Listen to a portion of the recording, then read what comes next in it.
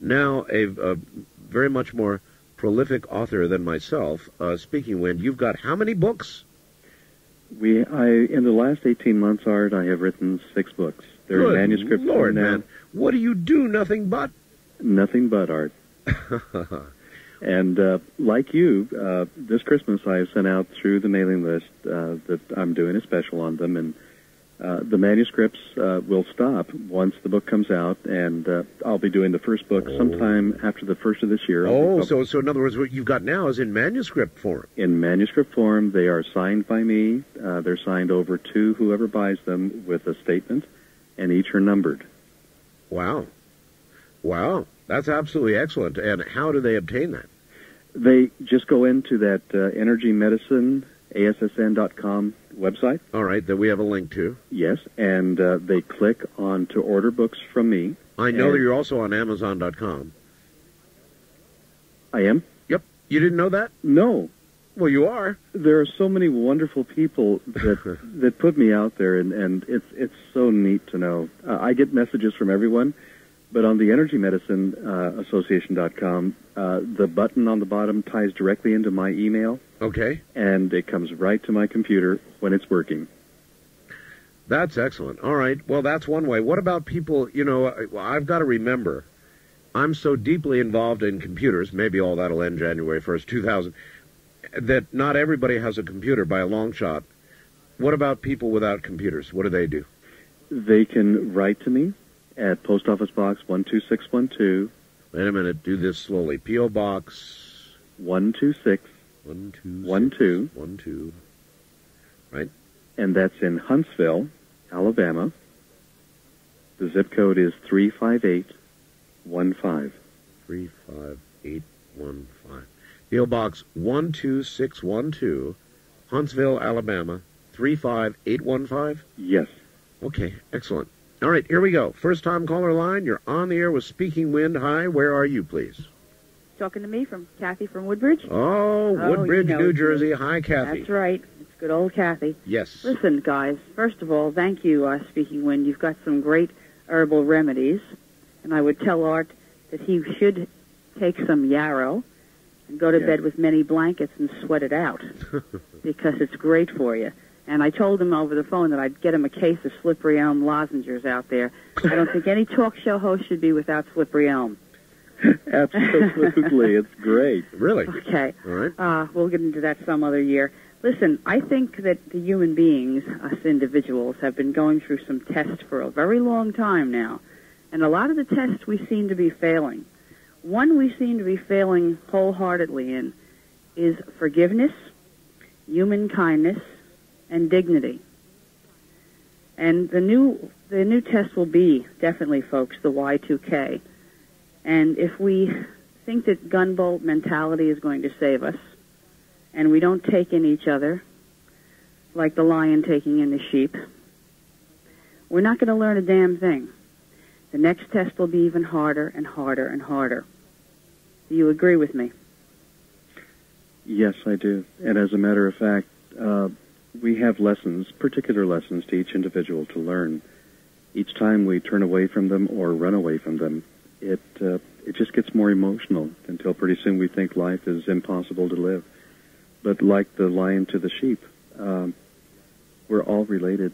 We've all been together before. Mm-hmm. And when we can finally come to the place of understanding that in life there are no teachers, there's no gurus, no leaders, no followers, no one knows any more than we do, they just know something a little different, then we'll be able to put the pieces to the puzzle together, and I assure you it's a beautiful picture.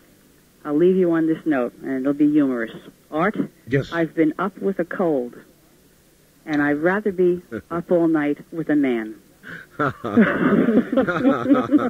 Thank you, Kathy. Bless you, my soul. Bye-bye. Take care. Lessons in life.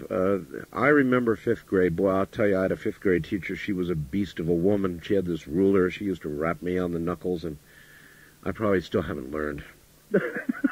A wild card line, you're on the air with Speaking Wind. Where are you, please? Oh, this is Carrie. I'm in Phoenix, KFYI. Of course. Art, it's such an honor to finally be on your program. Glad to have you. This must be the evening for healing remedies, because I've been wanting to tell you for a really long time that the remedy to poison ivy grows right beside poison ivy.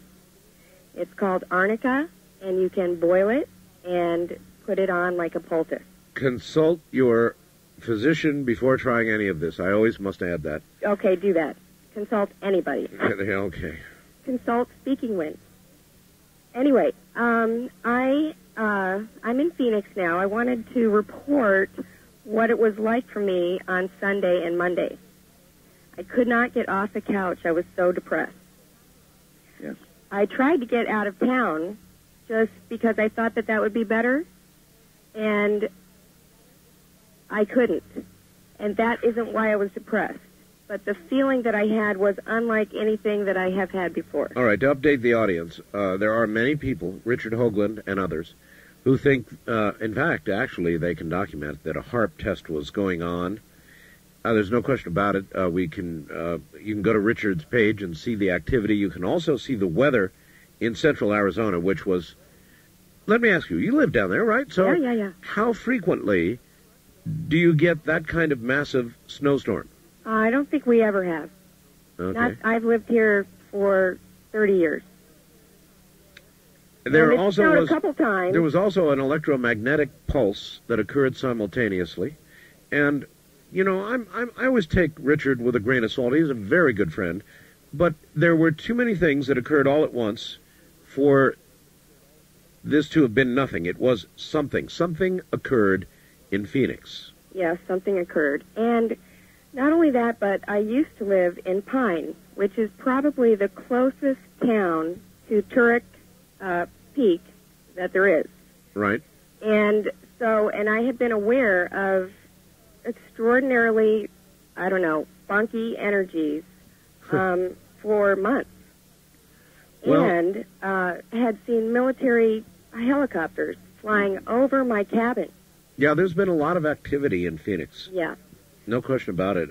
Speaking wind, I don't know if you've kept up with this or not, but indeed something occurred in Arizona, and a lot of people think it's HAARP related, and I can't say it isn't, because the evidence would seem to point toward HAARP activity. Yes. One of the things, Kathy? No, that was a caller before this one. And who is this? This one is, she's already gone. Oh, okay. Well, this is for her. Whenever she feels the depression again, this will work for another 5, maybe 6 months. To have her cross the index line of the index finger, the first line of the index finger to the first line of the thumb. That stops things from coming into her. Really? And when she does the same thing to the right hand, the first line of the index finger to the first line on the thumb, when those are crossed, it stops things from coming out. When both hands are closed, it causes a totally entropic function. You no longer become a part of whatever's going on around you. How does it do this, pray tell? It does that because these are two centers that you have. In other words, the way that we shake hands today is palm to palm. Right. And when you do that, and you have any kind of emotion inside of you, both people, when that happens, it's like having two speakers going at full blast facing each other inside the palm. You can just blow out, and you don't feel anything. Well, one of the particular areas that we use a lot for intuitive healing and reading is the first index of the finger to the first line of the index finger to the first line of the thumb.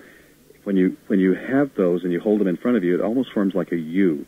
And anything that comes within that sphere, you can pick up on, or you can send out to.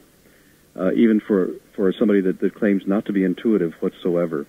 So when you cross those lines, you pull the cable out of the VCR or the television, and you stop your reception. So when the depression becomes that strong again, do that, and you'll notice immediately that the depression will abate. Well, there you go. Don't have to consult your physician for that one. Just give it a shot. East of the Rockies, you're on the air with Speaking Wind. Good morning. Good morning. Let's see, your name was Nose Bucket? I can barely hear you, ma'am. I said good morning, your name was Nose Bucket? Nose Buckets, yeah, that's me. Bless your heart, Nose Buckets, you sound like you just feel awful. Yeah, I do. Speaking when good evening. It's an honor and a pleasure to speak with you, sir, and I certainly owe you a tobacco gift. It's an IOU, my personal one. Where are Thank you. Where are you? I'm listening on WTNN.